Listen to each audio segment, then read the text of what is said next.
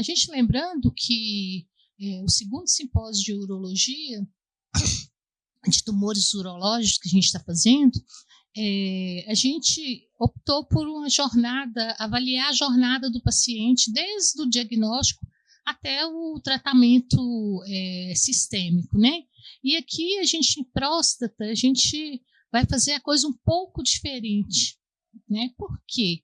Porque a gente tem muita inovação aí relacionada à oncologia, a gente quis trazer essa inovação aqui para o dia a dia, né? A primeira inovação que a gente vai falar é sobre inteligência artificial, né? Um tema muito interessante, pouco conhecido. Tem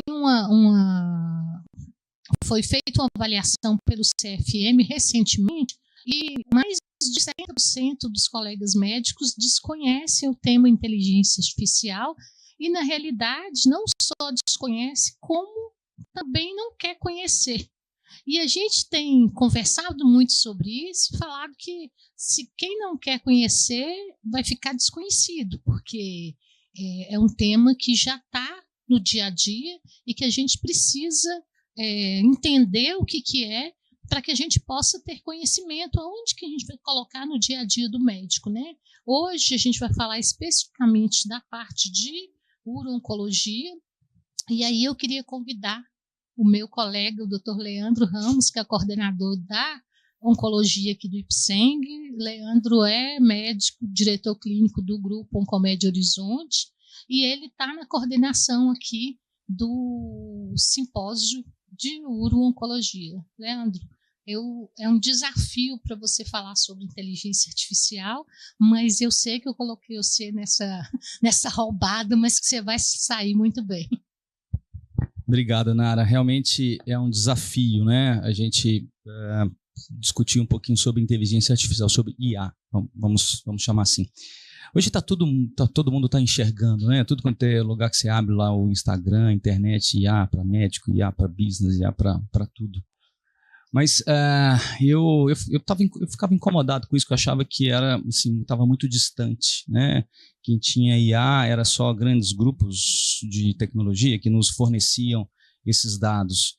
E será que isso é para a gente aqui no dia a dia nosso, do médico? Onde que ela entra? Onde que ela incorpora na minha tomada de decisão, nas minhas escolhas? Eu também queria entender um pouquinho mais o que está por trás, o que é isso, né? Então, eu tenho estudado isso, né, ao longo desses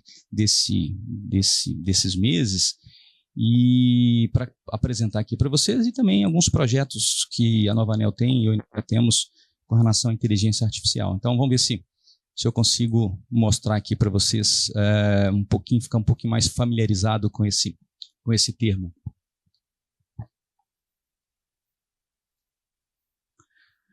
Bom, deixa eu ficar aqui que eu fico mais próximo.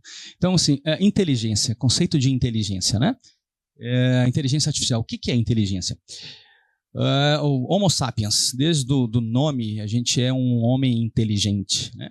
E esse conceito de inteligência, ele já é conhecido desde os primórdios, né, do conhecimento humano. Então, os seres humanos são inteligentes na medida que suas ações são capazes de atingir seus objetivos, né? Isso é uma pessoa inteligente. Eu tenho uma prova, eu tenho um desafio, eu vou estudar para aquela prova e vou tirar uma nota boa. Puxa vida, você é inteligente. Eu tenho um caminho para mim poder fazer, que demora 1 hora, mas eu vou descobrir caminhos paralelos que eu consigo chegar lá em menos tempo. Puxa vida, você foi inteligente. Inteligência, de uma forma geral, é isso, tá? É o que eu faço com eficácia aquele meu objetivo. E se a gente traduzir também a inteligência do homem para a máquina, será que seria a mesma coisa? As máquinas são inteligentes na medida que suas ações sejam capazes de atingir seus objetivos.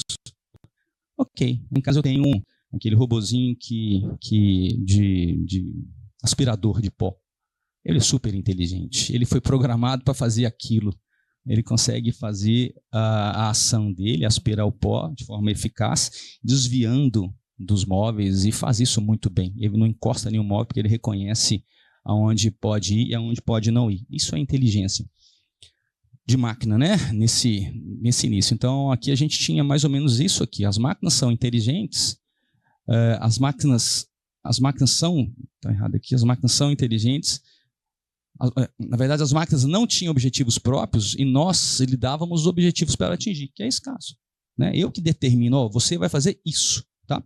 Mas à medida que o tempo está passando, né, que essa curva de inteligência artificial está aumentando, existe um medo, um risco que o ser humano tem, que é essa superinteligência de máquina.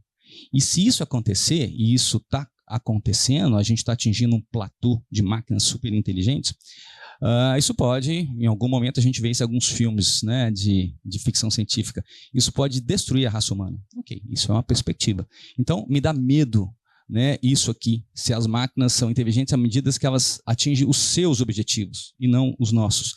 Então, o que é desejado nessa inteligência de máquina que a gente quer é isso aqui. Ó. As máquinas, elas são benéficas, inteligentes, à medida que as suas ações sejam capazes de atingir o objetivo do ser humano e não os objetivos dela. Tá? Inteligência artificial, né? Então, entendendo um pouquinho desse conceito de inteligência, a gente também fala de IA, de machine learning, que é o aprendizado de máquina, e de deep learning, que é o aprendizado profundo. Isso tudo está dentro de um contexto de ciência da computação. A ciência da computação engloba isso aqui tudo. A inteligência artificial, que na verdade é isso que a gente falou, é a busca do desenvolvimento e aperfeiçoamento das principais habilidades humanas na máquina. Eu vou querer que a máquina planeje para mim, me ajude a compreender algumas conversas, a reconhecer alguns padrões, eu vou fazer com que ela, naturalmente, ela aprenda comigo, eu ensino para ela, tá? E dentro desse conceito de inteligência artificial, a gente tem o machine learning, que é o campo da inteligência artificial que aprende sozinho também, né? É isso, a máquina aprendendo sozinho através dos exemplos que eu forneço a ela. E o deep learning ainda mais do que a machine learning, é colocar a máquina com pensamento humano praticamente, né? Pensar da forma que eu penso. Isso é realidade, tá? A gente tem algoritmos, a gente tem modelos de machine learning, modelos de deep learning, e é por isso que a gente tem a inteligência artificial que nós temos hoje com tantas funcionalidades. Mas para que a máquina entenda, né, para que funcione esse machine learning, eu preciso de fornecer dados para ela. E esses dados, isso não é só para a máquina, né? Para mim, médico, para a gente, médico, ou seja, qualquer especialidade que a gente for, qualquer profissão, eu preciso, no caso específico meu, eu preciso conhecer a história natural do câncer de próstata. Para quando o paciente chegar para mim com câncer de próstata, eu saber, você tem um câncer de próstata e a perspectiva que eu tenho sua na evolução da sua doença é essa, e por esse motivo eu vou fazer esses exames de estadiamento e vou te propor esse tratamento. São dados. Eu preciso ter dados. E a máquina também, para poder aprender, eu preciso fornecer dados para ela. Tá? E esses dados, quanto maior a qualidade, a estrutura que eu forneço os dados para a máquina, mais fácil, mais rápido ela vai compreender isso tudo. Né? E não adianta também eu ter dados problemáticos, digamos assim. Né? Eu preciso... Os dados, eu não consigo treinar uma inteligência artificial se eu não tenho dados, se eu tenho dados de má qualidade, desorganizado, em disponibilidade. Não dá. É mesmo que eu estou fazendo um trabalho, um científico. Puxa vida, para poder montar uma tabela, um Excel, eu preciso ter dados coerentes, dados corretos, concretos, para que eu tenha respostas adequadas naquele meu trabalho. IA é a mesma coisa. Então, dados. Isso aqui não existe inteligência artificial sem dados corretos, tá? Eu jogo esses dados num modelo de machine learning, que a gente vai ver, que são as redes neurais artificiais, e aqui eu espero, então, resultados significativos com esses dados que eu forneço para ela. A IA, como a gente está falando, ela se baseia no reconhecimento de padrões, que são esses dados de entrada que eu forneço, né? Então, ela consegue reconhecer esses padrões e classificá-los. Esses padrões, esses dados que eu forneço, pode ser de qualquer coisa. Pode ser números, imagens, texto, voz, movimento, imagens de vídeo, imagens de cirurgias videolaparoscópicas, biópsias, né? Qualquer coisa. Então, um exemplo. Eu vou, então, treinar a máquina, a IA, a reconhecer tipos de cachorro. Então, eu coloco lá, eu mostro para ele, ó, esse aqui é um golden, esse é um dálmata, esse é um pastor alemão, esse é um dacha, é um salsicha, e vou mostrando para ela até ela aprender aquele padrão de cachorro. Aí chega num ponto que ela vai ver um cachorro e já vai saber qual que é. Tá? E da mesma forma, eu vou mostrando para a máquina, aqui trazendo para a gente, o que é diagnosticar uma doença, né, específica. Aqui no caso aqui, um AVC. Então eu ensino para ela, o máquina, o paciente que chega para você com dor de cabeça, com fala confusa, com desmaio, com ausência de rugas, né, desvio de comissura, esse paciente provavelmente é um AVC que ele está tendo. Tá? Então ela reconheceu isso. Tá? Da mesma forma que ela reconhece cachorro, ela reconhece aqui. Para ela não tem diferença nenhuma reconhecer cachorro ou reconhecer gente. Ela é máquina. É eu que vou definir qual que é o contexto que ela está reconhecendo dessa imagem, desse texto ou desse vídeo, por exemplo. E como que ela funciona? Né? Aqui começa a mágica da IA. A IA, a gente chama uma das partes, né? dos cenários da IA, chama IA conexionista. Essa IA conexionista é que estuda, é que avalia as redes neurais artificiais. A gente chama de RNA. Né? A gente está acostumado a ver esse RNA com outro sentido, mas quando a gente vê RNA relacionado a IA, significa isso aqui. Ela, né, para desenvolver essas redes neurais artificiais, os cientistas se tiveram como base o neurônio humano e a rede neural natural. Então aqui é um neurônio humano, né, com os dendritos, onde vem aqui as sinapses entram, elas são metabolizadas, elas são realizadas essas decisões aqui no núcleo e são pelo axônio, né, são transmitidas pelo axônio até o final, onde vai fazer novas sinapses. Tá? Então isso aqui é o neurônio natural, né? E quando ele está numa rede de neurônios naturais, isso aqui é uma imagem. E essas cores aqui são sinapses, são estímulos nervosos. É assim que nosso sistema neurológico funciona. E aqui, pessoal, é um modelo matemático do neurônio artificial. Né? Então, olha aqui, ó, olha como é que se parece com o neurônio normal, natural. Aqui são os dendritos, tá? Então, aqui são as entradas.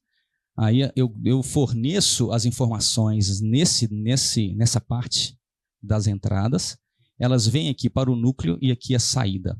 Então, por exemplo, eu estou com aquela imagem, eu quero doença, AVC. Eu vou ensinar para a máquina, né, aqueles padrões. Eu coloco aqui, o paciente que está sentindo cefaleia, que tem desvio de comissura, que tem dor e que está confuso. Né? Isso aqui são um dos parâmetros do paciente que está tendo AVC. Aí eu penso aqui, cefaleia é um peso pequeno, cefaleia é muito inespecífico, então eu vou colocar um peso pequeno para esse achado. Né? Mas se eu coloco aqui desvio de comissura labial, opa, isso é um peso grande, então eu aumento o peso aqui. Entende? Então eu vou treinando a máquina dessa forma. Eu vou abastecendo ela aqui com os dados de entrada, calculando os pesos de cada informação, até ela fazer desenvolver essa informação e aqui me dá uma saída correta. Tá? Então aqui, como a gente viu lá aquela foto das redes neurais naturais, também existem as redes neurais artificiais, que aqui os dendritos entram nessa camada de entrada e aqui tem uma camada oculta. Aqui pode ter uma camada antes da saída, né? 1, 2, 3, 50 camadas, 100 camadas, 100 camadas. Tá? Isso é a rede neural artificial. E como é que isso aprende? Né? Como é que funciona esse aprendizado de máquina, né? de uma rede neural? A gente tem alguns tipos especiais de aprendizado de máquina. O primeiro deles é esse aqui, ó, é o aprendizado supervisionado. Tá? Como é que isso funciona? É aquilo que a gente comentou. Eu vou entregar para a máquina os dados de entrada e de saída que eu conheço. Eu peguei uma biópsia de câncer de próstata. Tá? E aí eu vou mostrar para ela, né? Eu tirei foto, eu digitalizo aquela imagem e mando para o computador. Mando para a inteligência artificial, para a rede neural e falo com ele. Isso aqui é um adenocarcinoma de próstata. Tá? E eu, da mesma forma, eu pego uma fotografia digitalizada que o Alexandre cedeu para a gente e mostro para ele, isso aqui é uma próstata normal. Tá? E aí eu vou ver se aqui na saída vai... E esse dado eu conheço esse dado e esse dado. E à medida que aqui for errado, eu vou regulando os pesos daquela informação que eu dei, até ela acertar.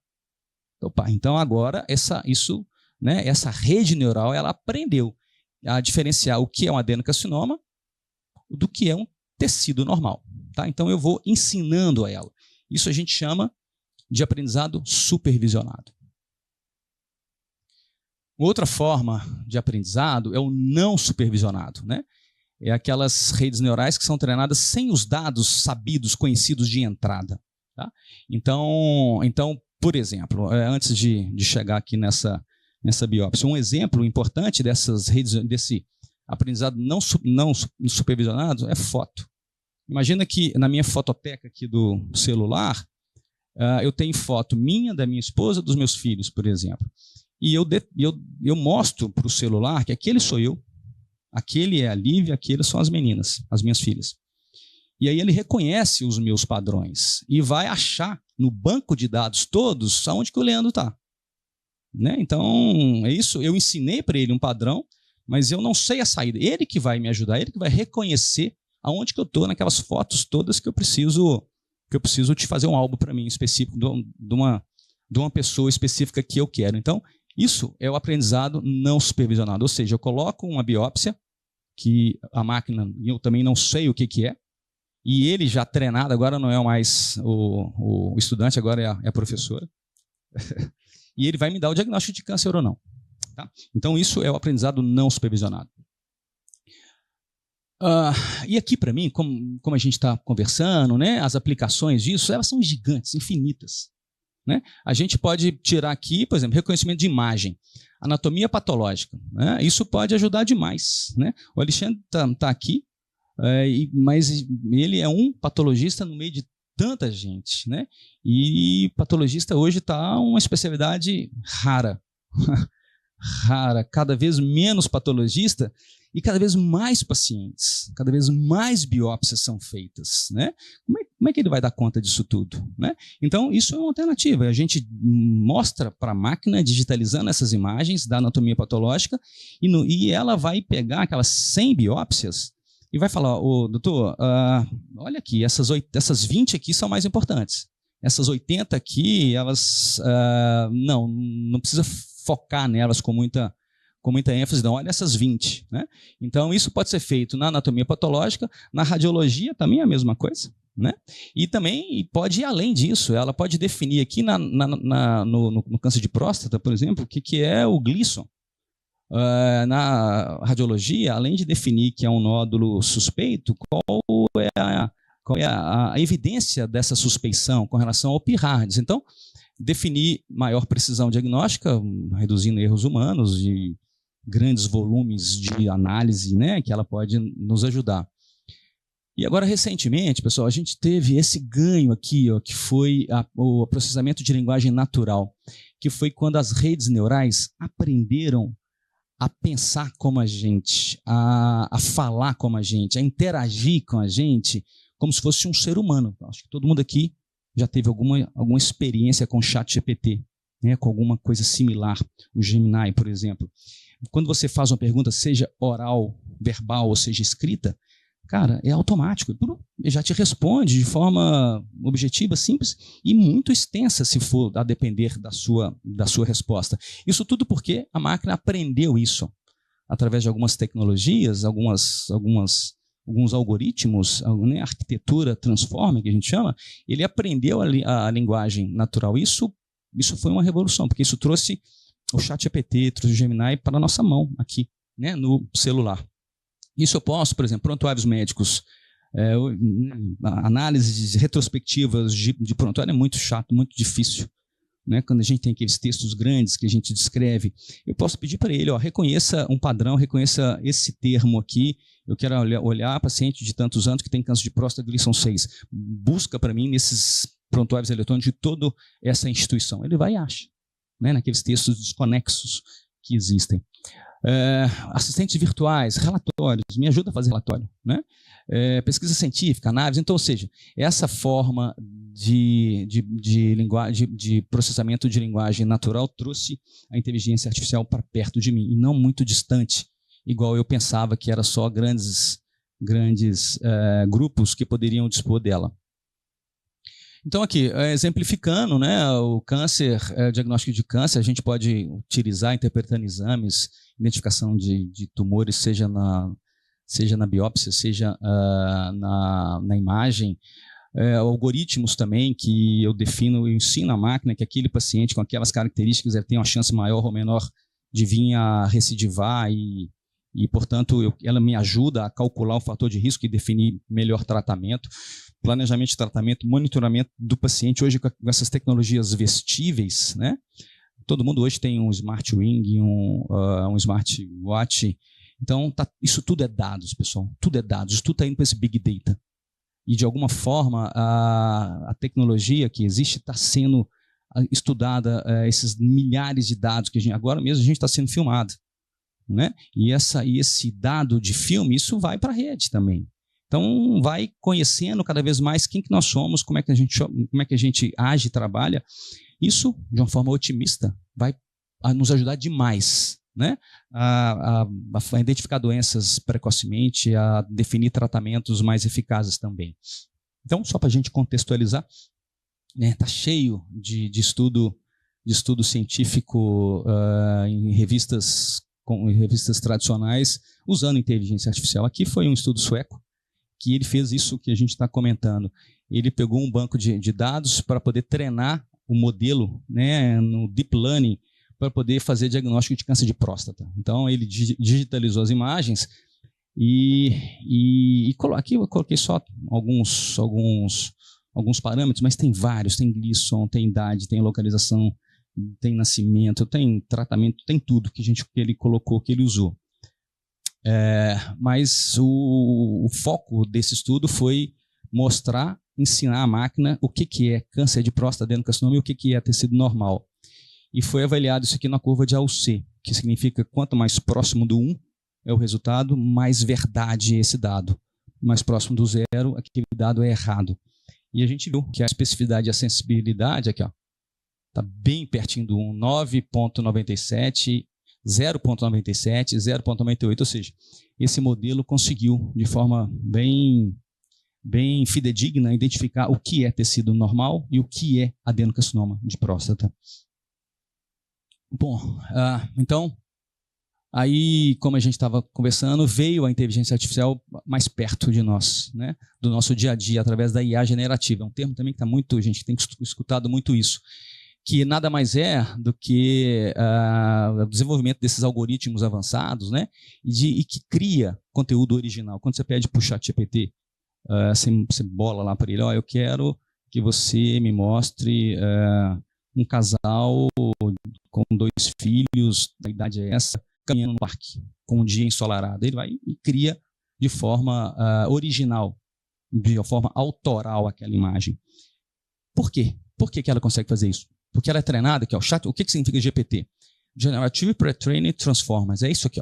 Essa tecnologia aqui, essa descoberta que permitiu com que a inteligência artificial pensasse como a gente, agisse como a gente.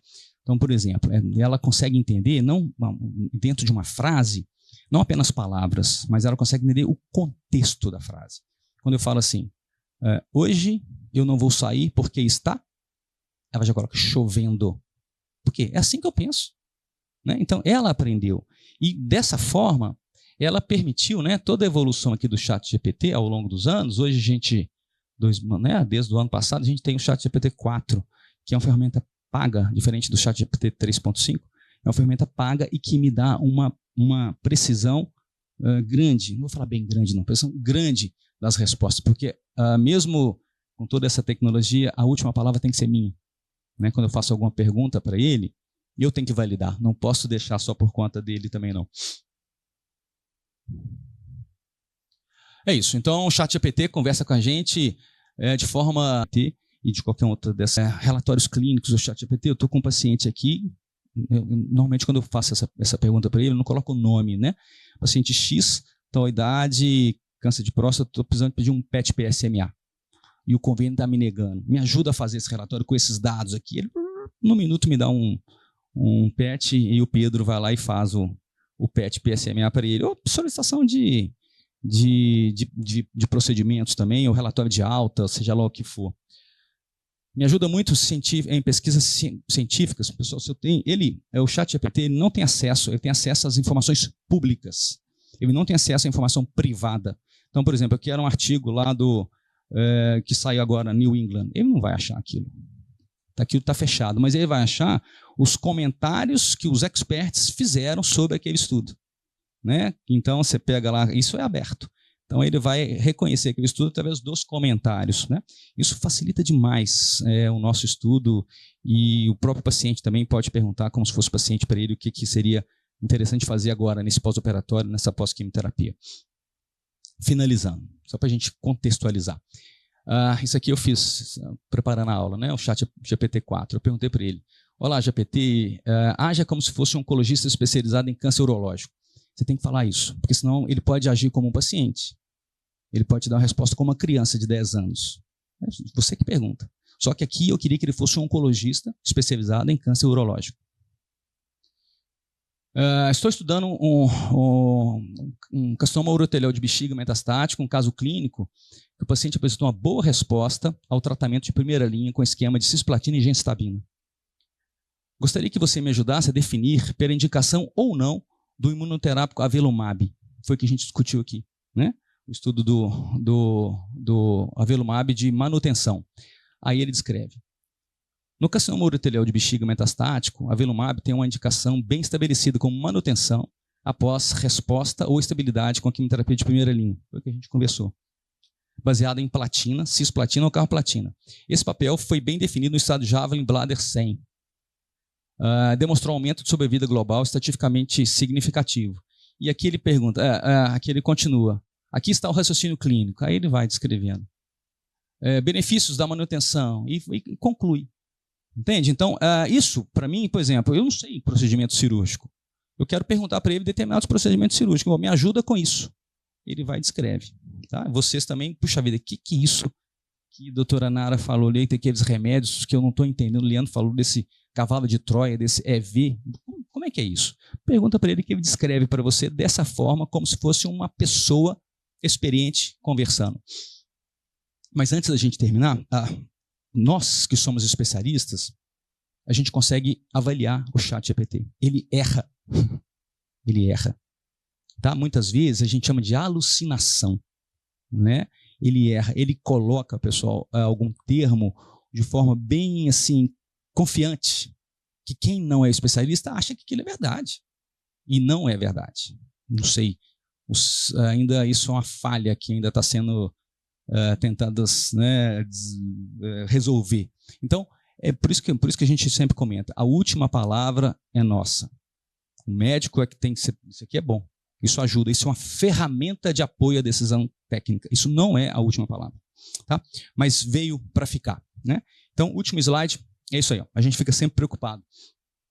Você não será substituído pela tecnologia, mas por um humano que sabe usar melhor a tecnologia. Tá? Essa é a mensagem. Obrigado, pessoal.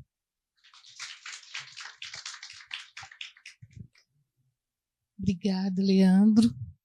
É isso, a gente tem que ter muita cautela no uso atual de inteligência artificial, em particular o ChatGPT, né? A gente, quando o Leandro fala que a última palavra é do ser humano, no ChatGPT, então, isso aí é crítico, porque ele não te dá informação baseada em nada científico, isso que o Leandro comentou. Então, a gente precisa verificar as informações para ver se elas são mesmo verdadeiras, né? Então, toda vez que a gente entrar num tipo de tecnologia dessa, a gente precisa confiar para ver se isso é verdade mesmo. Então, e como a gente falou de inovação, a gente vai continuar falando de o que há de novo aí em câncer de próstata. E agora eu queria convidar o Dr. Pedro Furt. Pedro é da medicina nuclear. É um prazer, Pedro, você está aqui. O Pedro, a medicina nuclear é igual a patologia, né? A gente pega assim, cata poucos para que a gente possa aprender um pouquinho, né? O Pedro é coordenador do setor de medicina nuclear do Hospital Horizonte, é membro titular do Comitê Científico da Sociedade Brasileira de Medicina Nuclear. Pedro, você ficou com o papel agora de dizer para a gente qual que é a importância aí do PET-PSMA no paciente portador de câncer de próstata. Será que eu posso mudar o tratamento dependendo da informação que você vai me dar? Muito obrigada, viu, Pedro? Obrigado pela apresentação, Nara. Agradecer também o convite, né? É uma honra estar aqui. Obrigado, Leandro. É uma satisfação estar aqui falando de PET-CT, principalmente em PET-PSMA, no câncer de próstata, e hoje é realmente essa pergunta. Pode mudar a conduta? Não tem conflito de interesses? É um sumário da apresentação. Vou começar falando um pouquinho sobre o que é o PET-PSMA, máquina, radiofármaco, o que a gente tem disponível. Vamos passar pelas indicações, principalmente de guidelines, as evidências que fizeram colocar isso dentro dos guidelines e as considerações finais. Deixa eu só o pointer. Gente, isso aqui é o PSMA, né, um conjunto de radiofármacos que tem o PSMA na superfície das células da próstata. Aqui a gente está vendo um receptor, isso aqui é lógico, é um desenhozinho feito com inteligência artificial. Isso aqui é um receptorzinho de PSMA, isso aqui é a molécula PSMA em si, existem várias no mercado, né? E isso aqui é o radioisótopo, né? Que no caso do PSMA pode ser tanto o flúor 18 quanto o galho 68 que a gente vê aí. No Brasil, a gente tem disponível esses dois, o PSMA 1007 marcado com flúor 18 e o PSMA 11 marcado com galho 68. Ambos são comparáveis para detectar lesão primária e metastática e também para distribuição cinética e fisiológica para estratificar pacientes potenciais para terapia radioisotópica. Com radioligante PSMA, obviamente. Existem algumas pequenas diferenças. O PET-PSMA, o flúor 18 tem as suas desvantagens, tem suas vantagens. No final das contas, para quem está acostumado, dá no mesmo. Mostrando aqui um exemplo realmente. Aqui essa primeira imagem é de um galho 68, a segunda imagem é do flúor 18. O que chama muita atenção, a excreção do galho 68 ela é renal, atrapalha um pouquinho de ver essa região, que é fundamental, perivesical, loja prostática, o que não existe no galho 68, né? No flúor 18. O flúor 18 ele já tem uma excreção hepatobiliar, então a eliminação intestinal, em compensação, para avaliar linfonodo retroperitoneal ali fica ruim para a gente também. Em relação à imagem, vocês estão vendo que o flúor 18 é um pouquinho mais nítido que o galho 68, né? Então, vamos fazer uma analogia grosseira. Uma analogia grosseira é um Full HD e um 4K, né? No final das contas, não tem muita diferença, realmente dá diferença para os pitfalls. Vocês estão vendo aqui que tem um arcabouço ósseo, a gente consegue ver um pouquinho de arcostal, vértebra. Isso é muito decorrente do flúor puro, fluoreto mesmo, que dissocia do PSMA e marca um pouquinho o osso. Para quem não sabe, o PET fluoreto é o PET ósseo, né? É um análogo que nem a cintinografia óssea, só que feito em equipamento PET. Por isso que o pessoal fala, porque dá muita captação em osso. Realmente, dá muito pitfall. Tem que ficar atento e fazer correlação com a tomografia. Já as indicações, vamos falar de guideline, vamos começar com o NCCN. Já há uns 2, 3 anos já está por estadiamento inicial, detecção da recidiva bioquímica e na avaliação de progressão. Nos Estados Unidos, obviamente, só tem esses dois liberados pelo FDA, então por isso que eles só colocam esses dois, né? Na Associação Europeia de Urologia também a gente vai ver que está tanto na doença localizada ou na localmente avançada, no estadiamento, uma recomendação forte também realmente na recorrência, né, na recidiva bioquímica, e também agora para avaliação de potenciais pacientes para terapia radioisotópica no contexto de avaliação da resistência à castração. Recomendação forte também. Temos aqui o guideline da ESMO, também mesma coisa, tem uma melhor sensibilidade, especificidade em relação aos exames convencionais, no caso tomografia e cintilografia óssea. Na recidiva bioquímica também, ele coloca, e na avaliação de progressão com potencial uso de radioisótopos. A ESMO, ela é um pouquinho mais reticente, tá, gente? Ela não coloca, ela coloca realmente que, na verdade, todos os guidelines colocam, que pode mudar a conduta, mas não pode mudar o desfecho. Então, de todos esses, a ESMO é o que deixa um pouquinho o pé atrás. Em relação ao estadiamento inicial, foi esse o estudo para a PSMA que colocou o PET nesses guidelines. Ele foi um estudo que comparou PET-PSMA e tomografia de tórax, abdômen e pelve e cintilografia óssea. Vale ressaltar aqui que foram estudos muito bem feitos, né, porque foi feito com contraste iodado e a cintilografia óssea foi feito com SPECT. Quem está acostumado ao SPECT na cintilografia óssea aumenta muito a sensibilidade. Então, ele utilizou o que há de melhor desses dois métodos comparando com PET-PSMA. Ele conferiu mudança de conduta em 28% dos pacientes que fizeram PET-PSMA, em comparação com a 15% que fizeram os exames convencionais.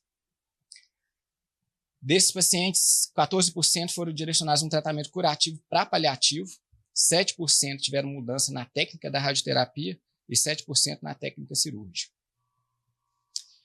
Esse outro estudo também, que foi feito com 197 pacientes, prospectivo, avaliou o impacto do PET-PSMA no estadiamento e na conduta do câncer de próstata. O estadiamento inicial de candidatos não cirúrgicos foram 30 pacientes, e restadiamento 167 pacientes. O estadiamento pré-PET foi determinado pelo médico assistente, pelo oncologista, e mudou em 69%, é muita coisa, né? Aqui a gente vê que realmente aumentou o estadio em 38%, tem esse gráficozinho mostrando aqui o que aconteceu. Reduziu o estadiamento em 30% e não alterou em 32% dos pacientes. A conduta foi alterada dos pacientes do PET em 57% dos pacientes. Aqui as mudanças mais comuns das condutas, né, foi de tratamento sistêmico para tratamento focal, 16%, foi essas coluninhas aqui mais amarelinha, tá? E também mudanças dos tratamentos focais, né, que foi de 10%, que é essa coluninha azulzinha um pouquinho mais clara. Na avaliação de recidiva bioquímica, é onde que o PET-PSMA já está há mais tempo, né, no nosso contexto, né, foi o primeiro, na verdade. O que julgou realmente, esse foi um estudo grande, um estudo da Agência Internacional de Energia Atômica, foi até encabeçado pelo Juliano César. O Juliano César é brasileiro, lá de Curitiba. Foi um estudo grande, prospectivo, mais de 1.000 pacientes. Ele avaliou o desempenho e impacto do PET nesse cenário de recidiva bioquímica. A conduta foi modificada nos resultados do PET em 57%, praticamente, dos pacientes. E o que a gente observa é que realmente, isso aqui são vários do que foi modificado, só chamar a atenção para as condutas cirúrgicas, né? Uma potencial orquiectomia bilateral, de 10 passaram para 7, a prostatectomia de resgate saíram de 8 para nenhuma, e a linfadenectomia de resgate também saíram de 19 para 7 casos. Outro estudo muito legal, que ainda são dados preliminares, ele vai acabar de ser divulgado no ano que vem, esse cenário também. Fase 3 randomizou quase 200 pacientes com recidiva bioquímica, num braço que ia direto para a radioterapia de resgate e o outro braço que ia para o PET-PSMA como planejamento. Ele definiu mudança de conduta em 1/3 dos pacientes, né, que iam se planejar a submeter à radioterapia, né. Ele otimizou a seleção de pacientes para a radioterapia com mudança de volume e mudança de dose na seleção para terapia sistêmica. Houve quase 20% de escalonamento de dose no grupo PET-PSMA. Esse talvez vai ser o primeiro estudo que vai mudar, que não houve apenas mudança de conduta, né? Houve mudança de desfecho. Esses dados ainda vão ser lançados. Parece que o estudo termina em março do ano que vem. Finalizando, planejamento de terapia radioisotópica, né? A gente já está no contexto aí de lutécio PSMA já no rol da ANS, né? Apesar do PET não estar, o tratamento com lutécio já está. Ele é fundamental na seleção desses pacientes para terapia radioisotópica, obviamente, porque a gente tem que investigar os sítios de metástase, se é linfonodal, ósseo, visceral, e a expressão de PSMA nessas lesões, né? Por quê? O paciente com meta óssea ainda tem chofigo para ele, tem rádio 226 para ele, não vão gastar o cartucho. Se tiver metástase linfonodal ou visceral, o paciente já vai direto, obviamente com expressão de PSMA, ele já vai para o tratamento com lutécio. O estudo terapia, né, que ele fez uma avaliação entre cabazitaxel e o Lutesc-PSMA, que no final das contas não mostrou muita diferença entre os dois, mas ele teve esse dado muitíssimo interessante, mostrando que o SUV médio, maior que 10, foi preditor de resposta favorável nos pacientes que foram submetidos à terapia radioisotópica. Finalizando com as conclusões, a maioria dos traçadores PSMA são comparáveis em sua capacidade de detectar lesões primárias e metastáticas. Não adianta falar que o galho é melhor, que o flu é melhor. Obviamente, eu gostaria de ter um galho na minha clínica, mas é caríssimo, custa $100 mil um gerador de galho 68, que dura 1 ano só. Então, realmente é melhor eu ligar lá para o CDTN aqui da Pampulha, me vê uma dose de flúor 18 aí que eles entregam lá na minha clínica. Está indicado estadiamento inicial de pacientes de alto risco e potencialmente de risco intermediário, avaliação de recidivo bioquímico onde que já está mais tempo, e na investigação de progressão de candidatos à terapia radioisotópica. Pode alterar o estadiamento e, eventualmente, a conduta, né? Melhora o planejamento cirúrgico, orientar a ressecção linfonodal, ampliar o volume de doença. Na determinação de doença oligometastática, vai selecionar pacientes para terapia local. E, como eu disse, ainda não tem necessariamente mudança no desfecho oncológico, dependendo das mudanças da conduta. Como eu disse, aquele estudo com radioterapia pode ser o primeiro que apresente isso. Esse é meu filho mais novo, morro de orgulho. Está em operação lá no Horizonte, tem 1 mês e pouquinho. Estou à disposição de vocês. Queria agradecer mais uma vez pela presença aqui. Muito obrigada, viu, Pedro? Eu queria te convidar para você permanecer com a gente, porque acredito que a gente vai ter alguns questionamentos aí para responder.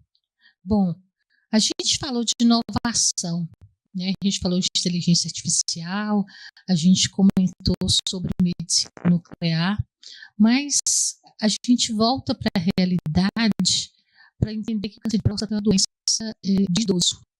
Né? É uma doença que quando a gente está falando, e eu estou falando nesse Novembro Azul muito sobre a prevenção de câncer de próstata, e quando a gente coloca o dado lá que o paciente que tem 80 anos tem 90% de possibilidade de ter câncer de próstata, todo mundo fica de cabelo em pé. E na realidade é uma doença essencialmente de idoso. E eu queria convidar a Laura. A Laura é oncogeriatra que trabalha também com a gente na parte de cuidados paliativos.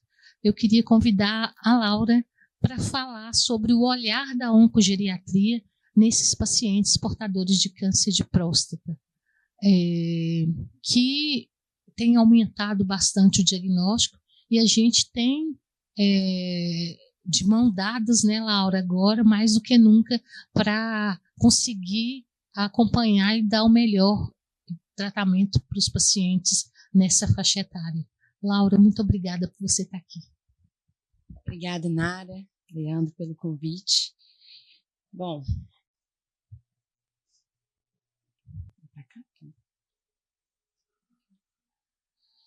gente, falando rapidamente, né, sobre epidemiologia de câncer de próstata, eu sei que vocês, né, conhecem mais ainda do que a gente geriatra, né, mas a gente sabe que é uma doença muito prevalente na população idosa. A segunda maior causa de morte por câncer nessa população, né, tem 60% dos pacientes são homens com mais de 65 anos, 20% mais de 75 anos, e a idade média é 67, e 90% dos óbitos por câncer de próstata ocorrem acima de 65 anos.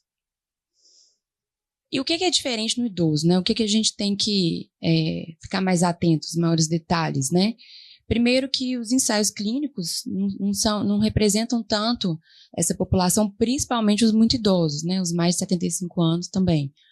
E a doença pode ter um comportamento clínico variável, existem doenças, né, que são mais agressivas, mas muitas são indolentes.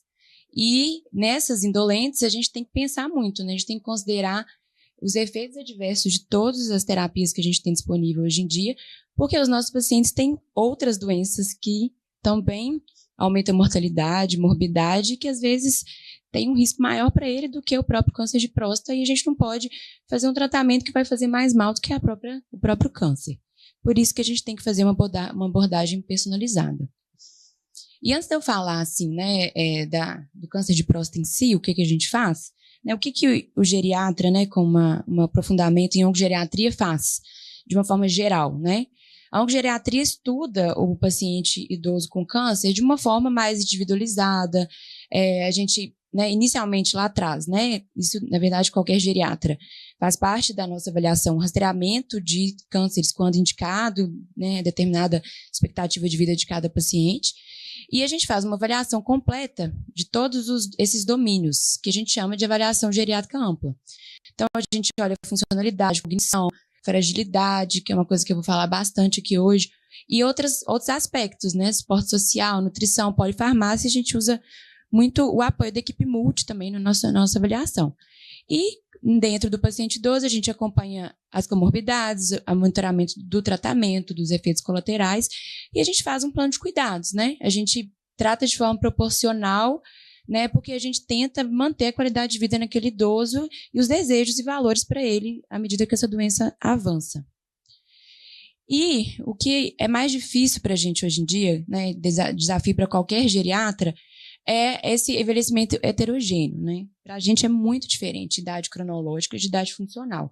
É claro que a gente leva em consideração, mas a gente tem um idoso, às vezes, de 70 anos, que, às vezes, né, ele é mais funcional, mais robusto do que um idoso com 60 e poucos anos, que talvez já tenha aí, na idade adulta, acumulado uma série de comorbidades mal controladas e já tem perda de funcionalidade, já é um idoso que não é um idoso robusto, que a gente fala. Então, é muito difícil a gente basear só na idade cronológica.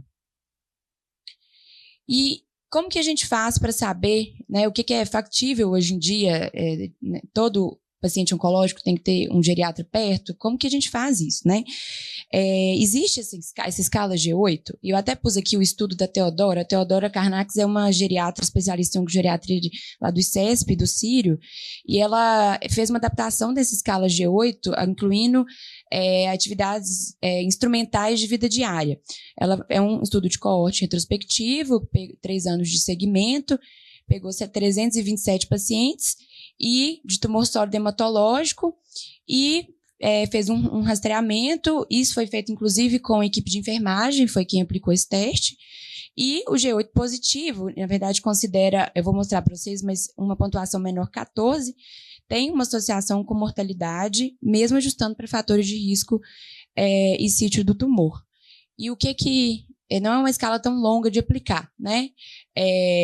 Não vai dar para vocês lerem muito, né? Mas só passando rapidamente. Mostra a ingesta do paciente, né? Se tem algum problema de deglutição, seja por falta de apetite, seja por disfagia ou sintomas gastrointestinais, perda de peso, mobilidade, IMC, polifarmácia, percepção pessoal do paciente sobre o estado de saúde. E aí ela incluiu essas atividades instrumentais, que para a gente é usar o telefone, pagar contas, uso de medicamento, e a idade. Então, aqueles pacientes que pontuam menos de 14 têm um risco maior de mortalidade. E é uma escala rápida, né? Então, é algo que é passível da gente fazer no dia a dia. Então, uma vez que a gente pegou esse paciente para avaliar, né, uma ferramenta interessante que a gente pode usar é estimar a sobrevida livre de câncer. Porque a gente sabe, como eu falei, que muitos pacientes têm multimorbidades, e às vezes você vai pegar um paciente que é cardiopata grave, pneumopata grave, e a gente consegue fazer uma previsão da expectativa dele de vida, independente do câncer, e quando a gente vai conversar com o oncologista, com o urologista e ver, né, para aquele determinado câncer, os tratamentos que a gente tem, às vezes talvez ele vai falecer antes de outra coisa, então o que vale a pena a gente fazer, né? E aí tem esse site que chama ePrognosis, isso aí é aberto, é um site bacana, inclusive, para rastreamento, tá? Se você colocar lá, você consegue ver aquele paciente que tem indicação ou não de rastrear alguns cânceres que tem controvérsia, e isso inclui o câncer de próstata, né? Mas aí a principal escala que a gente usa é a Lichtenberg, que ela olha a expectativa de vida e também a possibilidade de falecimento em 5 e 10 anos. Então, a gente pode comparar isso aí. Em seguida, a gente tem que fazer o contexto oncológico, né, a discussão em equipe com urologista, com oncologista, para a gente ver o tipo de câncer, o estadiamento, as propostas, as evidências para a população idosa. E aí a gente faz a AGA, né? Aqueles pacientes que seriam triados, que a gente vê que são pacientes que vão se beneficiar de uma avaliação do geriatra, do oncogeriatra, a gente faz o que a gente chama de AGA, que é avaliação geriátrica ampla, que é avaliar todos esses domínios, que aí é uma avaliação mais detalhada, uma consulta mais longa, que a gente faz no consultório. E aí que entra aquele conceito de fragilidade que eu falei, que para a gente que trabalha com geriatria, e mais ainda em oncogeriatria, é muito importante. Porque, assim, a gente sabe que o que o oncologista mais utiliza, que é mais fácil no dia a dia, e principalmente para pacientes mais jovens, é aquela escala ECOG, né? O KPS. A gente vê aquele KPS que mais para 3, 4, o ECOG, né, mais para 3, 4, a gente já pensa que realmente tratamento sistêmico o paciente não vai dar conta. Mas isso, assim, né, pensando assim, um idoso robusto, que é esse idoso, né, igual aquela foto que eu coloquei, do idoso correndo, né, esse idoso, eu acho que quase todo mundo sabe que ele vai dar conta do tratamento full, 60 e poucos anos, independente, vai sozinho nas consultas. Aquele idoso muito frágil, que já claramente tem uma demência avançada, que vem na cadeira de roda, talvez também, claramente, a gente vai entender que ele não vai dar conta de um tratamento sistêmico. Agora, o idoso pré-frágil, muitas vezes ele passa despercebido.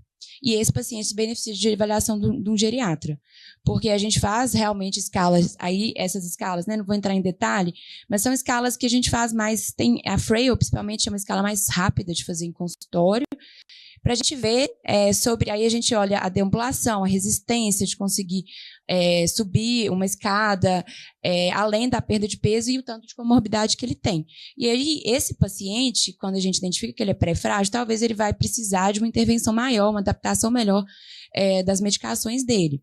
E, além disso, a gente também olha os objetivos de cuidado, aquele paciente que tem uma doença metastática, né? Acaba que no IPSENG a gente faz um pouquinho de cuidado paliativo e oncogeriatria na mesma consulta, que eu também trabalho com cuidado paliativo aqui no IPSENG, né? Então, a gente constrói esse plano de cuidados, né, adequando os valores do paciente, trata as síndromes geriátricas, né, incapacidade cognitiva, incontinência urinária, instabilidade postural, e a gente aborda a polifarmácia e prevenção rastreio quando é indicado.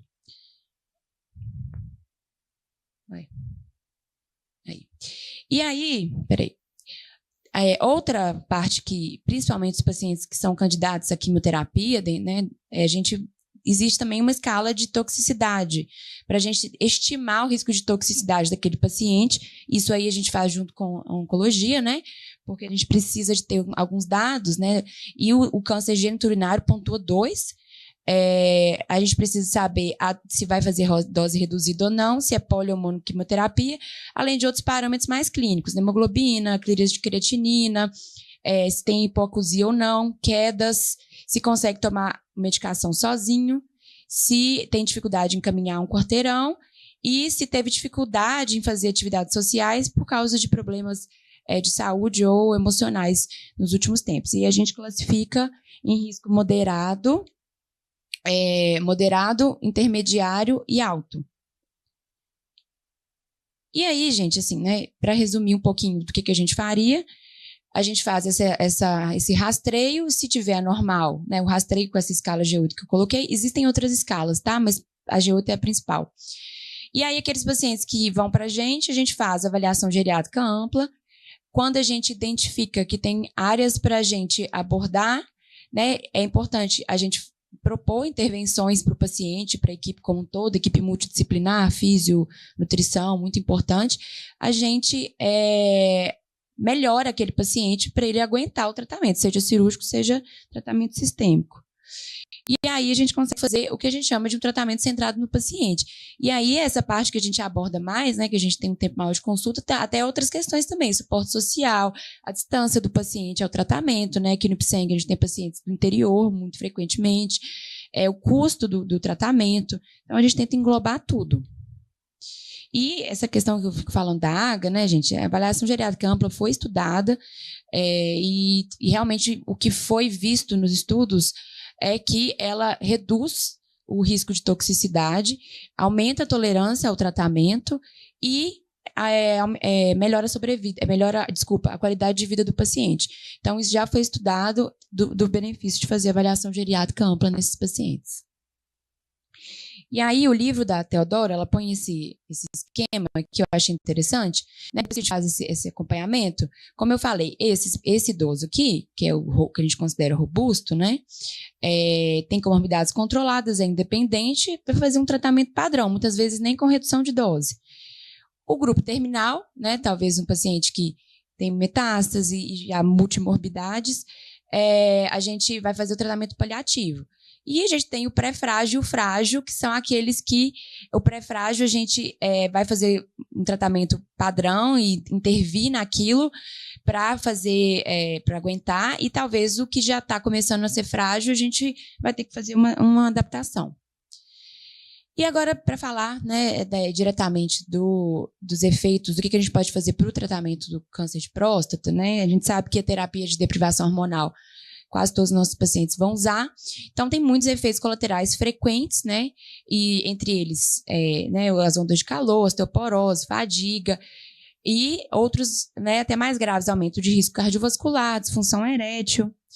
E o que a gente pode fazer, né? Como que a gente pode otimizar o tratamento para o paciente tolerar? Então, aqueles pacientes que têm indicação de prostatectomia radical, né? Isso já foi visto em estudos até para outros tipos de câncer urológico, né? Pacientes que são classificados como frágeis têm maiores taxas de complicação, maior tempo de internação comparados a idosos robustos. Então, existe evidência de fazer fisioterapia, então a gente identificar antes dele, esse paciente operar, aquele que é frágil, pré-frágil, para a gente tentar atuar nisso e reduzir a morbidade no pós-operatório. A mesma coisa na terapia de deprivação hormonal. E especificamente, né, foi estudado o risco de queda, né, que é uma coisa que a gente, geriatra, fala em toda consulta, né, que queda para o idoso, fratura para o idoso, muitas vezes muda a história natural daquele idoso. E a gente sabe que a terapia de deprivação hormonal tem um risco dobrado de queda se a gente atuar. Aqui eu coloquei um asterisco porque o estudo que viu evidência de fisioterapia, atividade física e nutrição não incluiu os idosos que são frágeis, incluiu idosos pré-frágeis. Mas a gente sempre indica. E aqueles que têm risco de obesidade, aumento de risco cardiovascular, descompensação de diabetes, né, isso aí, né, até vocês oncologistas vão saber melhor do que eu, não sei se realmente é feito na prática, mas de trocar, né, o Zoladex, um agonista de LH-RH, por um antagonista que talvez impacta menos no risco cardiovascular. E um dos mais importantes é a saúde óssea, né? Então, isso é uma coisa que muitas vezes pode passar batido, mas é muito importante. Como eu falei, uma fratura de fêmur para o idoso muda a vida dele completamente, principalmente um idoso que já está em fragilização. E ele aumenta, né, a baixa densidade óssea, aumenta o risco de fraturas de fragilidade e deixa o idoso isolado, com perda de independência. E a gente sabe que no primeiro ano de uso de deprivação hormonal, a densidade mineral óssea diminui em 2% no quadril, 3% na coluna, associado a um risco de 10% a 20% de fratura significativa. E o que a gente tem indicação de fazer, né? Para os pacientes que vão iniciar, principalmente isso aqui, os pacientes que têm uma doença metastática sensível à castração. A gente tem que fazer uma avaliação, fazer uma densitometria, avaliar a ingesta de cálcio, vitamina D, e para aqueles pacientes que são resistentes, né, à castração, a terapia de reabsorção óssea deve ser reservada para homens com histórico de fratura ou de histórico de fratura a alto risco, né? E a gente faz isso baseada pelo FRAX, que é uma ferramenta que já tem validação no Brasil, e a gente consegue ver esse risco para indicar o tratamento com a terapia antirreabsortiva, né, que é ácido zoledrônico, denosumab. Mas, assim, os pacientes que são sensíveis à castração, não existe uma indicação para fazer com todos, né? Todos os pacientes fazer porque tem risco, aumenta o risco mesmo de efeitos colaterais dessas terapias que são importantes, né? E então, esse ensaio, agora sobre quimioterapia, mostrou que os pacientes com mais de 70 anos que fizeram uma avaliação com geriatra, fazendo a avaliação geriátrica ampla, com um domínio alterado, receberam intervenções individualizadas e tiveram taxas menores de eventos adversos GAU-3 e 5 e menor frequência de queda. Então, esses pacientes que têm em proposta de tratamento sistêmico, é importante ter essa avaliação geriátrica. E, por último, só para fechar essas recomendações, né, aqui a gente coloca que todos os pacientes com 75 anos, eles sugerem fazer todas essas avaliações que eu coloquei para vocês, que seria pelo geriatra e as abordagens. Os pacientes que vão fazer uma cirurgia, fazer uma avaliação da fragilidade e as intervenções pré-operatórias. A terapia de deprivação hormonal, né? Essa especificação sobre a saúde óssea, principalmente nos pacientes que são sensíveis à castração, para a gente realmente avaliar aqueles que nós vamos usar terapia antirreabsortível, que não vão ter indicação, avaliar risco de queda e o risco cardiovascular. E aqueles pacientes que vão fazer quimioterapia, lembrar de prever aí a toxicidade para a gente fazer ajuste de dose e reconsiderar a poliquimioterapia. Bom, e para a gente fechar, né, acho que o maior desafio objetivo que a gente tenta, quando a gente trata em conjunto com oncologia e urologia, é evitar super e subtratamento, né?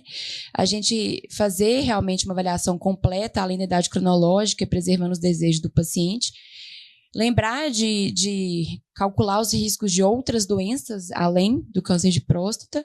Lembrar que para idosos robustos, às vezes nós vamos fazer um tratamento realmente intensivo. E proteger, né, com a AGA o viés relacionado à idade. É isso. Obrigada, gente. Muito obrigada, viu, Laura? Isso só para a gente entender o quanto a oncologia é multidisciplinar. Hoje de manhã, a gente conseguiu ter uma visão de tumor urológico por vários profissionais diferentes. Urologista, oncologista, patologista, medicina nuclear e geriatria. Isso que não dá tempo de a gente colocar as outras especialidades para que seja feita uma mesa redonda e esse paciente ser avaliado por vários de nossos colegas, né? E nesse simpósio, óbvio, né, a gente colocou a urologia, abriu o simpósio com a urologia e como a importância que é a gente andar de mãos dadas aí, a oncologia, a urologia, a geriatria, a medicina nuclear, a patologia. Eu queria convidar primeiro quem está online para permanecer com a gente só mais 15 minutinhos, porque a gente vai usufruir um pouco mais do pessoal da urologia e para tratar de um tema que é extremamente comum na oncologia, mas que carrega um tabu dos pacientes oncológicos.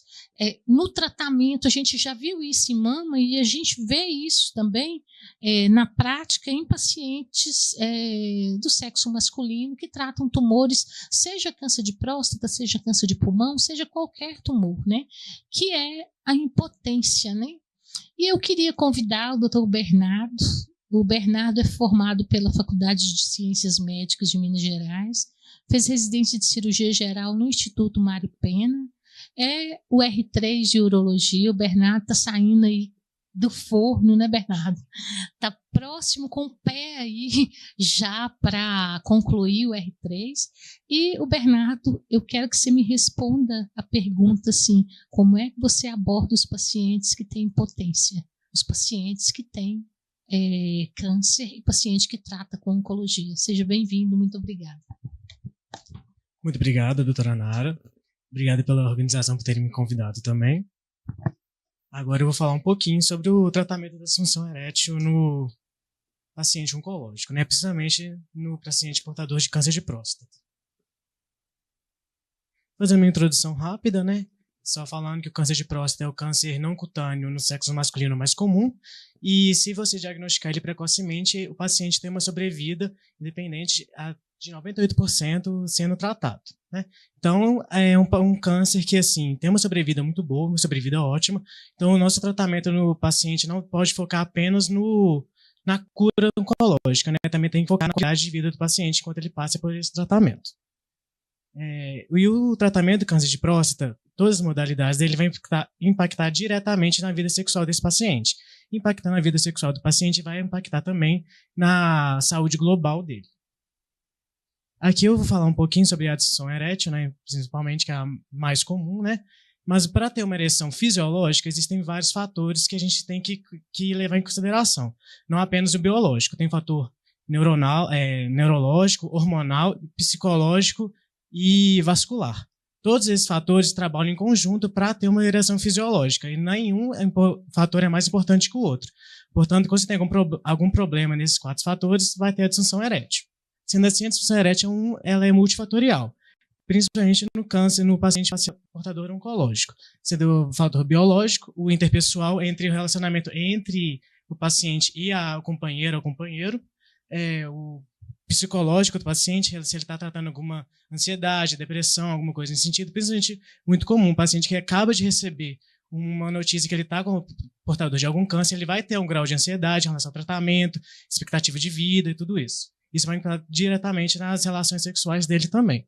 Social, cultural, pensando mais no âmbito religioso do paciente.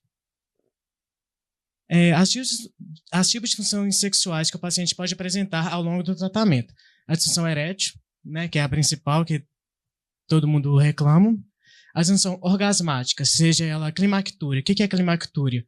É a incontinência urinária após o orgasmo, muito comum após a paciente que fez uma prostatectomia radical. A anorgasmia, que é a ausência do orgasmo, e a disorgasmia, que é a dor ao ejacular. Tem o incômodo sexual também, que às vezes o paciente... O que é definido como incômodo sexual? Paciente que, a partir que está tendo algum problema na vida sexual, esse problema na vida sexual afeta diretamente o prazer dele, então isso é considerado como incômodo sexual. A redução da libido, né? O comprimento peniano é reduzido, principalmente após a prostatectomia radical, que muitas vezes o paciente não sabe disso, e a ejaculação precoce. A prevalência, né? Agora eu vou falar um pouquinho sobre a prevalência de disfunção erétil em cada modalidade de tratamento. Após a prostatectomia radical, até 95% dos pacientes vão ter algum grau de disfunção erétil, seja ele definitivo ou temporário. Até 2 anos após a prostatectomia radical, o paciente passa por uma reabilitação peniana que a gente faz junto com ele. E após esses 2 anos, se não houver a reabilitação, eu vou passar passo a passo o tratamento depois. Na radioterapia, diferente da prostatectomia radical, a disfunção erétil não é precoce, não é imediatamente após o tratamento. Ela é tardia, geralmente ela aparece de 2 a 5 anos após a radioterapia que foi feita. Sendo que no final desses 5 anos, a porcentagem entre pacientes que vão ter uma disfunção erétil permanente é similar à da prostatectomia radical. E a disfunção erétil também, né, é também uma complicação direta da terapia de privação hormonal que o paciente vai sofrer. E sendo que quando o paciente é indicado a ADT, ele já é um paciente com múltiplas comorbidades, já é um câncer, vamos dizer assim, metastático, já é um câncer mais avançado, o paciente já é um pouco mais consumido, que já tem outros fatores que também influenciam na disfunção erétil desse paciente. O tratamento, então, né, multifatorial, tem que ser multidisciplinar também. Tem que sempre pensar no oncologista, no urologista, fisioterapia também é muito importante, principalmente a fisioterapia na climactúria, que vai ter uma boa resposta. O terapeuta sexual para as questões interpessoais do paciente, dele com a parceira, o parceiro, e especialistas em medicina sexual. Aqui inclusive é uma imagem gerada por ChatGPT também, que a gente tem os steps do tratamento, né? A gente tem o tratamento de primeira linha, segunda e terceira linha. A gente sempre vai explicar todos os steps do paciente, sendo que a gente, geralmente, na maioria das vezes, a gente não pula steps. Se tenta primeiro a medicação oral, para depois as outras modalidades. A gente só vai pular steps se o paciente tiver alguma, por exemplo, na injeção peniana, que o paciente não tem destreza manual. Aí a gente não vai indicar para ele uma autoinjeção peniana, a gente vai passar direto para a prótese já. Agora aqui falando o nosso tratamento de primeira linha, o inibidor de fosfodiesterase. É o nosso grande amigo aí nas nossas consultas, que a gente passa para todo mundo, não é só para paciente oncológico, paciente também que tem alguma disfunção erétil, e diversos estudos já foram falados sobre eficácia, né, que comprovaram realmente que é a melhor opção que a gente tem hoje em dia. Destacando esse estudo aqui, que é uma meta-análise de 2015, que é o que deixou ele como o primeiro tratamento de primeira linha. Foram 6 estudos incluídos, com um N bastante expressivo, de 1.678 pacientes, né? E tem 2 grupos. O grupo que foi o grupo que recebeu placebo e o grupo que tomou o inibidor de fosfodiesterase. Os resultados foi uma melhoria na função erétil global de todos os pacientes que receberam, né, o tratamento, sendo que teve um odds ratio de quase 15 na penetração vaginal sucedida e um odds ratio de 47 na relação sexual bem-sucedida. Né? Aí, hoje em dia, quais são os inibidores que a gente tem disponíveis? O sildenafil, que é o principal, né, que a maioria dos estudos são feitos com ele, a tadalafila, a vardenafila e a vanafila. Entre os 4, não tem muita diferença em relação à eficácia, efeitos adversos até que tem um pouquinho que eu vou explicar. Mas entre um e outro, o que mais vai dificultar é a posologia, né, se é uma vez por dia, mais vezes por dia, mas em relação a complicações é bem parecido. Os efeitos adversos que o paciente pode apresentar com esses medicamentos. A visão azul, que principalmente é descrito no sildenafil. Por que o paciente vai ter isso? O sildenafil, além dele inibir a PDE5, ela também vai inibir o receptor PD6, que ele está na retina. E inibindo esse receptor é sobre a neurotransmissão das cores que a gente vê, e ele inibindo isso, o paciente vai ter uma visão azul. É um efeito colateral temporário, que geralmente ele passa ao longo de 4, 3 horas, e ele é suspenso imediatamente após a suspensão do medicamento. O paciente teve essa complicação. Ele não contraindica a manutenção do remédio, né? Mas se ele for um efeito que o paciente está tendo recorrente, a gente vai ter que passar para outra medicação. Tem a neuropatia óptica isquêmica também, que é um efeito mais grave, que é realmente pelo mesmo motivo da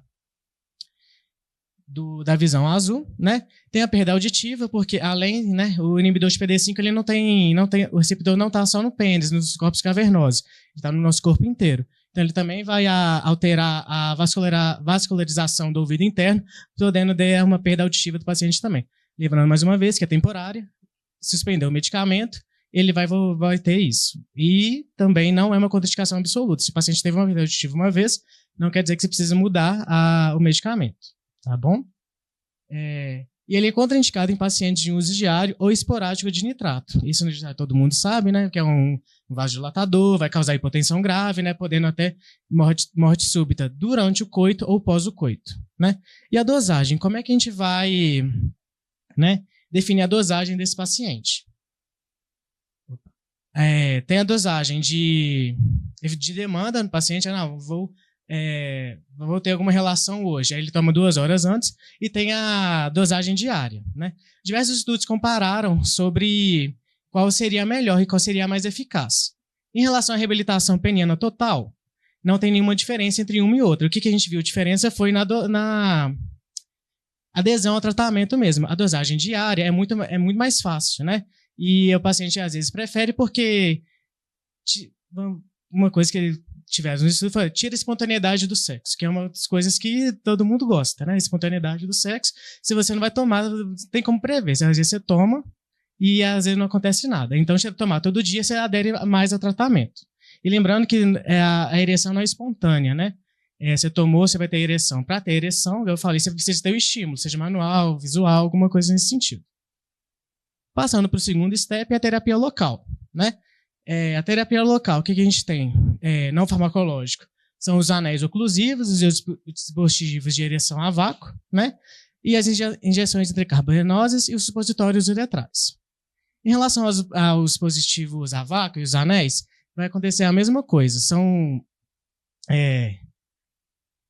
dispositivos, né, que a vácuo, você coloca o pênis, ele vai fazer uma bomba a vácuo no pênis mesmo, levando a uma congestão venosa no pênis, levando à ereção, que realmente tem uma resposta boa, que eu vou até mostrar aqui, mas é um paciente, por exemplo, paciente idoso que vai usar isso. Tem que ter muita precaução em paciente que usa anticoagulante, porque pode ter complicações graves. O anel compressor também, que é a mesma coisa, que é congestão venosa também, auxiliando na ereção. E são os dispositivos que vários modelos e fábricas que você acha facilmente na internet. Por exemplo, todos esses daqui eu tirei da Amazon. Agora, falando sobre esse estudo, que mostrando a eficácia desse tratamento, né? São estudos antigos, hoje em dia a gente pouco usa eles ou prescreve, justamente que a gente tem o tratamento de primeira linha, que a eficácia dele é muito boa, mas mostrando que a gente sempre pode fazer os dois. Inclusive, associar um com o outro também dá muito certo. Nesse estudo aqui, foram 67 pacientes, né? Não foram especificamente oncológicos, tá? Foi uma disfunção erétil global de paciente tanto não oncológico quanto oncológico. 54% tinha a disfunção erétil de origem orgânica e 46% de origem mista, ou seja, que também tinha uma questão psicológica associada. E nesse resultado foi que 72 pacientes tiveram uma ereção adequada após o uso desse dispositivo, unicamente só o dispositivo a vácuo. Falando agora um pouquinho sobre as injeções intracavernosas. O que a gente tem de medicação para ela? O alprostadil, que é o principal, né, o carro-chefe nosso, e tem a papaverina e a fentolamina. Marca comercial é o Trimix e o Bimix. O Trimix tem as três substâncias e o Bimix que não tem a fentolamina. Como é que faz a injeção intracavenosa? Ela é geralmente 1 ml, né, que você vai ensinar o paciente em consultório. Antes de a gente prescrever, a gente precisa mostrar para o paciente como é que usa a medicação. É muito tranquilo, é uma agulha de insulina, né, que você vai injetar a medicação no corpo cavernoso do paciente. A gente ensina ele a palpar o corpo cavernoso, não é difícil, a maioria dos pacientes aprendem muito fácil, que em casa ele vai lá, 1 hora antes de ter relação, ele injeta a medicação. Não precisa injetar nos 2 corpos cavernosos, que geralmente, isso também é uma dúvida muito constante no nosso consultório, né? Os 2 corpos cavernosos têm comunicação entre eles, então injetando em um vai dar efeito no outro também. Aqui é um estudo falando sobre a eficácia desse medicamento também, né? Foi um N de 673 pacientes e 94% tiveram uma ereção adequada. As complicações principais é a dor peniana, né? Porque você vai fazer uma injeção, né? Dói. Priapismo, que é geralmente, se o paciente tiver, a gente vai contraindicar esse medicamento para ele. O hematoma e placa peniana, que é uma placa fibrótica que pode até dar uma doença chamada doença de Peyronie, que é a curvatura peniana alterada. Pacientes anticoagulados podem usar esse medicamento? Podem, só que tem que ser muito bem orientados em relação ao perigo do hematoma também. Agora a gente tem as opções cirúrgicas, né? Que é o terceiro step e é uma falha de todas as outras alternativas, que é a colocação da prótese peniana. Temos 2 tipos de prótese peniana, a semirrígida e a inflável. Aqui tem algumas imagens. A prótese semirrígida é o que a maioria dos convênios pagam, o IPSENG paga, né? Só que é uma prótese que o paciente vai ter a ereção contínua pro resto da vida, não vai parar, né? Só que não tem perda de prazer, só vai ter a ereção contínua. Geralmente a gente indica ela para o paciente que não tem destreza manual, paciente mais velho, né? Que não vai ter condição de acionar a bomba que a gente tem na inflável. A inflável, ela tem 2 modelos, a inflável de 2 peças e a inflável de 3 peças. A inflável de 2 peças, a bomba fica junto do... O resinal tem reservatório de 2 peças, esse reservatório fica na própria prótese, que você aciona, a injeção salina vai insuflar a prótese, levando à ereção. A das 3 peças tem reservatório que a gente coloca aqui na região suprapúbica, né? A inflável é mais preferida pelos pacientes justamente por mimetizar a ereção normal, que o pênis vai ficar flácido e ereto, a demanda do paciente. Agora, falando um pouquinho de um assunto polêmico, uma inovação também que está aí, tá muita gente, inclusive muito comum hoje, né, que é a terapia de reposição de testosterona. Nenhum guideline hoje aprova a terapia de reposição de testosterona para tratamento de disfunção erétil para paciente oncológico, justamente porque não tem um estudo prospectivo que mostrou a segurança disso.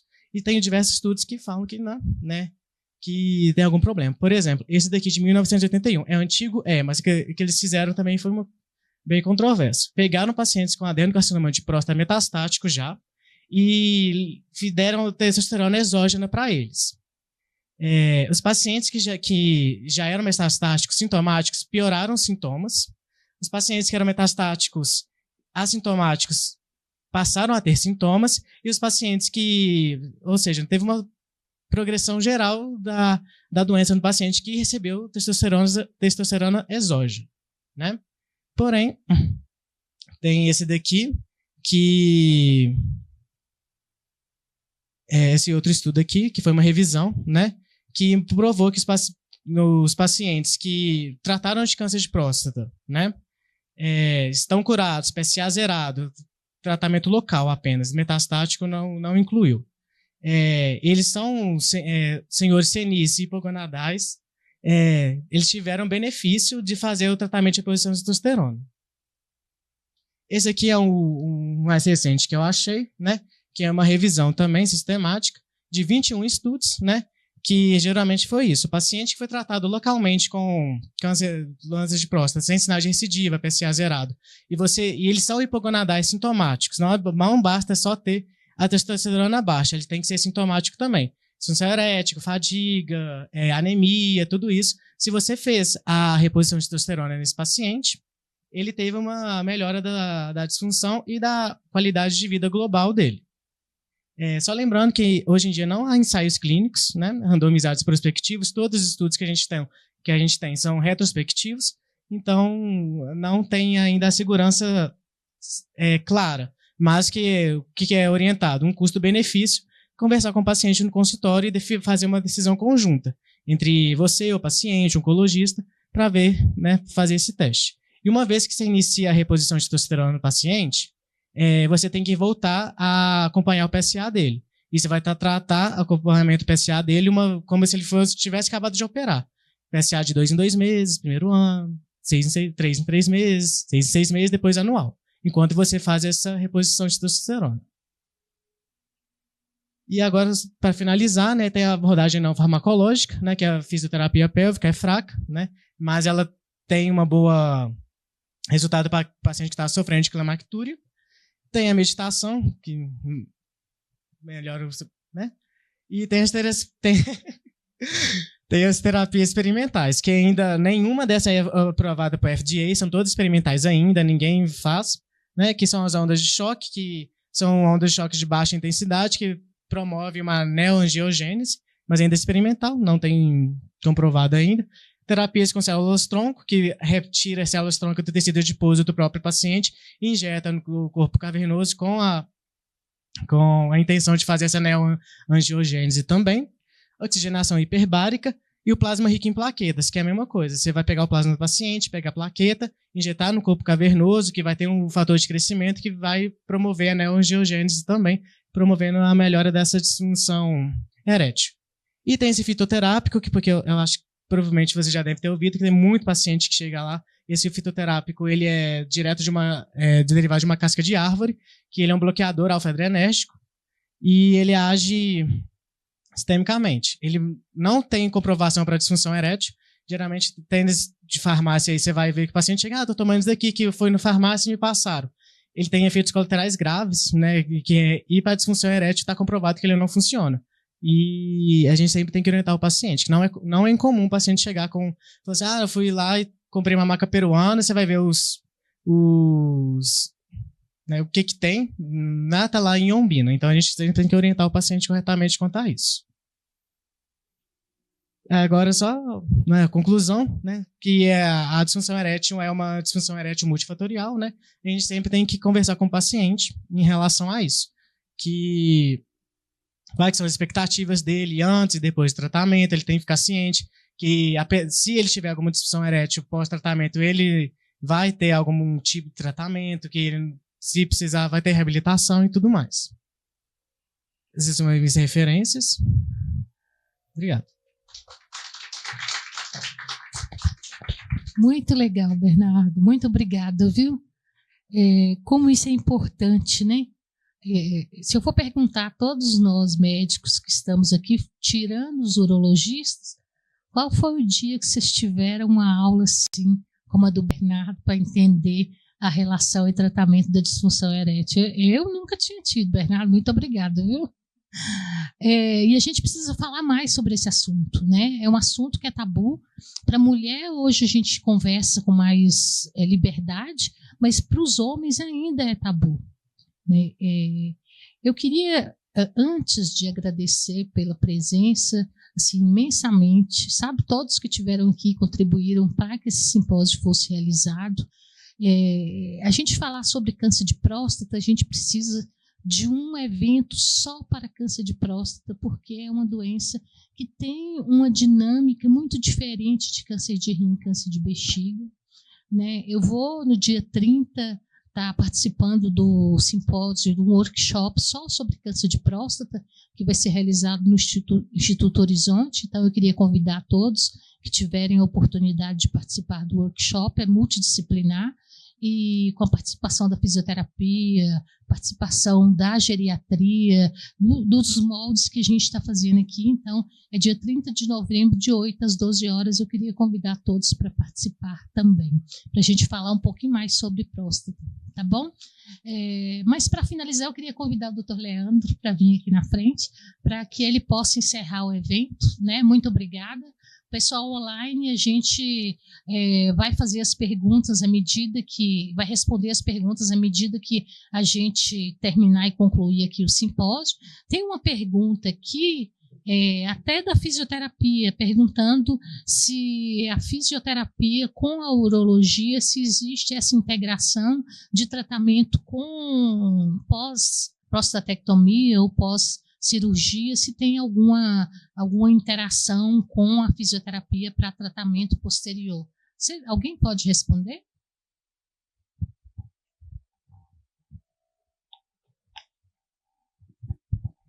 Tem sim, a gente tem até uns exercícios que a gente prescreve o paciente assim que ele termina, depois que a gente faz a radical, a gente deixa o paciente uma semana de sonda para a cicatrização interna. Nessa uma semana que a gente orienta ele a fazer uns exercícios, né, bem simples, que são tipo sentar na parede, segurar o xixi o máximo, que são exercícios de fisioterapia pélvica mesmo, que melhoram muito tipo, não melhora o destino final. Se o paciente for para ficar incontinente, ele vai ficar. Mas se é um paciente que não vai ficar incontinente, reabilita precocemente o paciente. Muito bom. Obrigado, pessoal. Mais uma vez, reafirmando a Nara, agradecer os nossos patrocinadores, Astela, Merck, Janssen e Ipsen, agradecer aqui o Centro de Estudos do Hospital do Ipseng e aos colegas, principalmente, que tiveram com a gente nas palestras, que tiveram presencialmente, as meninas da oncologia, excelente essa equipe nossa, obrigado. Todos que estão em casa por esse segundo simpósio de uro-oncologia. É segundo porque vai ter o terceiro, né? Então a gente vai estar sempre junto, é necessário, a gente viu aqui a importância dessa troca de informação. Essa última mesa aqui, o Pedro nos mostrou essa tecnologia do PET-PSMA. Eu acho, Pedro, ainda a gente não tem ela disponível no hall, né? Ainda não, mas pelo que eu percebo, logo a gente vai ter uma facilidade maior de solicitar e de tomar condutas baseado no PET-PSMA, porque acredito que vai ser dessa forma mesmo. Então, fechamos. Pessoal, mais uma vez, o QR Code está aqui. Peço, por gentileza, que façam essa pesquisa de opinião e acompanhe a gente lá nas redes sociais, lá do Nova Anel, porque esse simpósio está gravado e vai estar lá, né, separadinho pelas aulas para vocês assistirem mais tarde. Então, pessoal, bom final de semana, obrigado, bom estudo, bom descanso aí à frente.